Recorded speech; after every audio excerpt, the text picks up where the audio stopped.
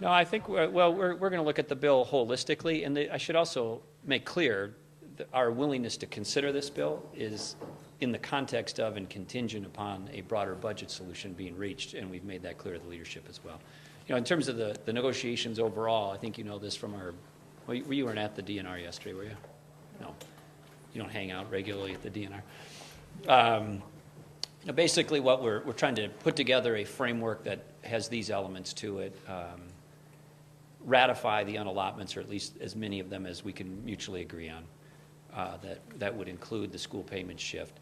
In my proposal from February for the budget, all of the unallotments were made permanent under my previous unallotment authority. If you unallot, the unallotments are only effective for a 2-year period by law, so they all expired at the end of this biennium. But in my budget proposal, I asked the legislature to ratify all of the unallotments and make them all permanent. In the bill that the legislature passed the other day with the tax increase in it, they put in most of the unallotments as cuts in the bill, but they made them all temporary, so none of them permanent. So we're proposing to make them permanent, or at least as many of them as possible permanent, and then use some of those additional cuts that would otherwise not be booked to sequester and pay back the so-called payback, the school payment shift. But again, it's not really a payback, because they get all the money anyhow under the 70-30 split. They just get some of it a few months later. But to the extent the DFL leadership needs a commitment to have that reshifted back from 70-30 back towards 90-10, we can use some of the additional money that's from the unallotments cuts to filter back to the shift. Then we would have potentially this Health and Human Service bill, if we can get it in a compromised form, and a form that everybody can agree to. That might be part of an overall agreement. And then there's some other bills of interest, I think, as well on the other side that we're thinking about that may be part of the discussion also, and that would include bills like the pension bill. Where is that? It's on my desk. I'm going to hold it for a few days until we see how the negotiations go. And do you get a sense that things are positive, moving in a positive a little better. We've been, the clock is starting to tick down, but the tone last night was good. I think everybody's in a constructive mindset, trying to find solutions. But the rubber hits the road here over the next 48 hours as to whether they can get the details put together. Governor, on the early MA enrollment, and I understand you're saying in the context of a global budget, but what kind of changes are going to be necessary in your mind to make the early enrollment federal MA doable from a budgetary standpoint? Well, that is mechanically pretty simple, Bill. There's some other stuff in their bill we don't like either, which I presume we can negotiate that out or deal with it. But just focusing for a minute on the early enrollment, we cover previously through the full GAMC, now through the modified GAMC, single adults without kids. We also cover, by the way, within Minnesota Care, some single adults without kids as well that have a higher level of income. We're one of the few states in the nation who have done that, historically at all. And so moving them from our various state programs to a state paid for partnership, but partially paid for by the state to Medicaid may well make some sense. But there's other aspects of the bill that are concerning, which we got to try to work out. So you're saying that there needs to be a reining in or a trimming of health care expenditures in other areas of the bill for you to be willing to go along with an early MA? Yeah, part of what we're trying to achieve is not increasing health care costs. As a nation, as a state, everybody's got to be focused on containing or reducing health care costs. This bill doesn't really go very far in that regard. It also puts up the surcharges, which we don't like, does some other things we don't like as well. But if one of the main goals here is to possibly move towards early enrollment in MA for single adults without kids, again, Minnesota, this is Medicaid. Nationally they call it Medicaid, we call it MA, but it's basically Medicaid. We've been doing this since 1993. We've been taking care of single adults without kids in one form or another, Minnesota Care or our version of Medicaid, which is called MA, for 17 years. So it's not a particularly hard transition conceptually. You just got to figure out the way to pay for it and the mechanics of it. Well, if we could, if Martika, starting point is no, but if we can get this bill in an acceptable form, it may make some sense to phase that out or sunset it, yeah. Even in the next few days, there is an urgent $3 billion. Is Minnesota still in a financial mess or a capital situation? Not necessarily. As to the coming deficit, people count it differently, Rachel, but in the bill that the legislature passed the other day, the fiscal year 12 and 13 deficit was approximately $4.8 billion. If you did what I'm describing here and made the unallotments permanent, you would significantly reduce that, or somewhat reduce it. In the budget I proposed in February, the 12 and 13 deficit would be about $2.6 billion. They chose not to adopt my budget, so they've put a budget on the table that has nearly a $5 billion hole in the 12 and 13 biennium, which I vetoed. So we'll see what the final product is, but if it were in that $2 to $3 billion range, that's a lot better than 5. And of course, there'll be material changes between now and next summer, either up or down in the economy, and lots of other things going on. Cash flow situation, assuming had the unallotment stuck, our low point would have been this August and September in terms of cash flow on hand, about $200 million. If the unallotments are undone, either by the court or otherwise, and we had to pay some or all of it in that August-September timeframe, that would be difficult, if not impossible. Governor, the legislative process here is very, very public and open, up to the point that they go in to talk to you in your office. Why can't people see what's going on in those negotiations? They've tried that over the years. We've had the public negotiations as well. You may recall, I don't know if you were here last year or the year before, where they had the negotiations in committee rooms, and Commissioner Hansen would sit there day in and day out, and But with it wasn't you, a very successful process. but why not with you? Why not when they sit down to talk to you? Yeah, our view is, I don't testify at legislative committees. We have commissioners who do that on behalf of our administration. Does it matter to you at all that some of the people that would be affected by those are actually in favor of them because they think it works out in the long run? That's certainly of consideration, but you got to look at the overall impact, the overall spending on healthcare, whether it comes from what source it comes. I mean, your argument is the people who are getting the surcharge are getting reimbursed, so they don't mind so much, but somebody's still paying the bill.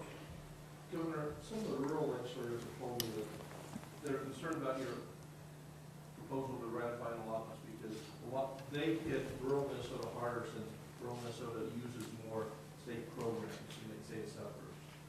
Did you consider that? Did you consider that when you made your allotments, and are you considering that now when you're asking legislatures to ratify them? Well, we used a number of principles in putting together our budget proposal and the unallotments done. One was priority-based budgeting. So you'll notice we didn't cut things that we identified as key priorities like military and veterans and programs for their families. We didn't cut public safety at the state level. We didn't cut K-12 education. And so the rest of the cuts had to fall on the remaining categories. One complicating factor of all of that is we are currently living under a whole array of maintenance of effort agreements with the federal government or requirements of the federal government.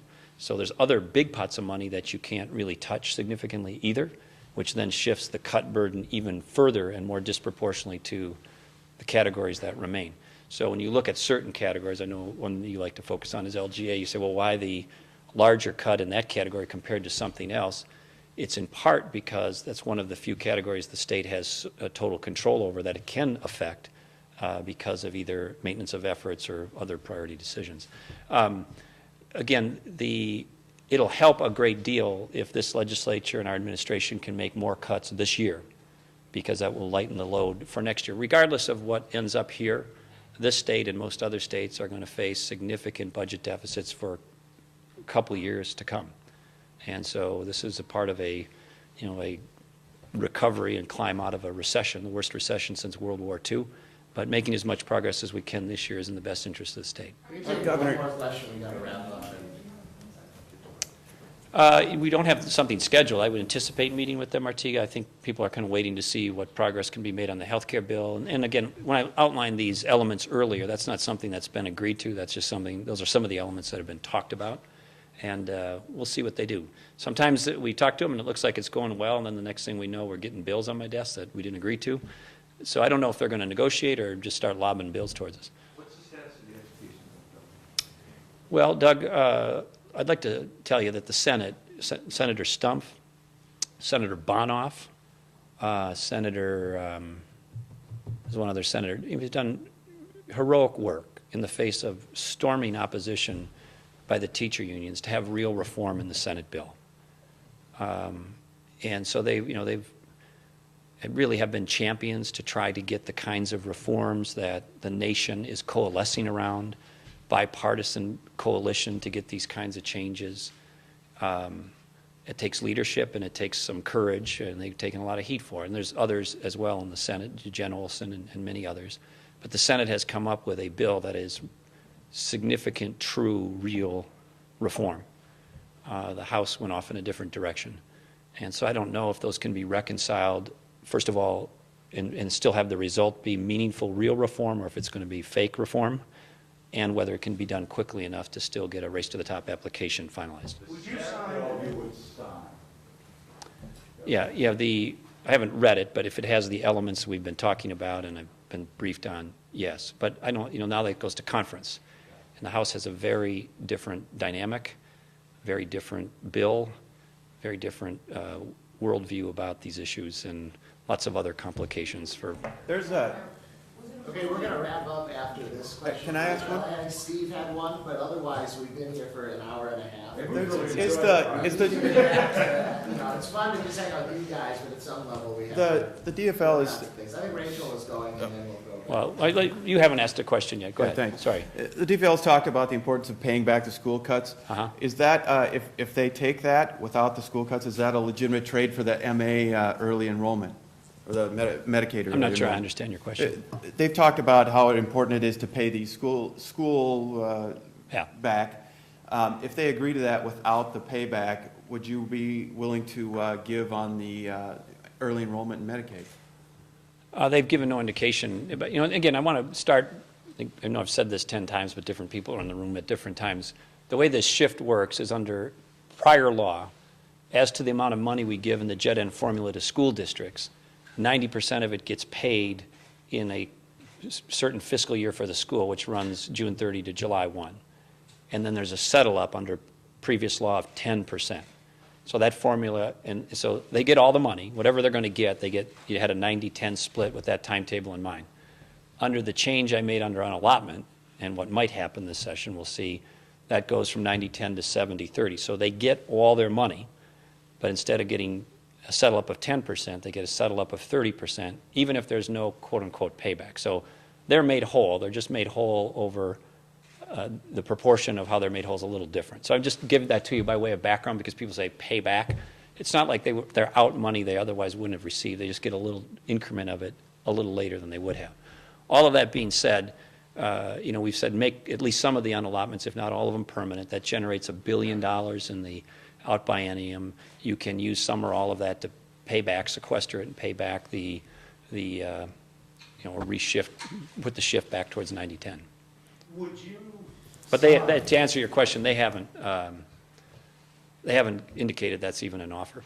Would you sign an education bill that did not contain alternative licensure? Well, it would depend on what else is in it. I mean, if it's the alternative licensure piece is you guys are misfocused on that. I mean, not you individually, but the legislature is the press is reporting about what's going on with the alternative licensure bill. The Senate has a reasonable, robust version. The House has a watered-down version. That is one small piece, and I mean small piece, of what needs to get done for reform. So if anybody passes alternative licensure in a watered-down form and declares, we've made historic or needed reform in Minnesota, that's a joke. I mean, look at the criteria for race to the top. Look at what Achieve has said needs to be done. Look at what Milliken has said has to be done. The Hunt Institute, President Obama, Secretary Duncan, Republican governors all across the country. I mean, there is a national consensus on these issues. They're going to get done. They need to get done. Minnesota will do them. I will guarantee it to you. It's now just a matter, do you want to lead or get dragged there? And so if I get a bill that people want to celebrate alternative pathways, that's nice, but it's one of about 7 things that have to get done. All right, thanks, guys.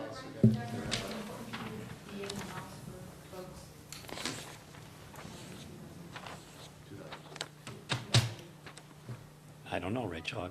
Back then it was a different era, I don't remember. I don't know. That's public record. You can go look it up. All right, thanks, guys. I would help you if I could. I just don't remember.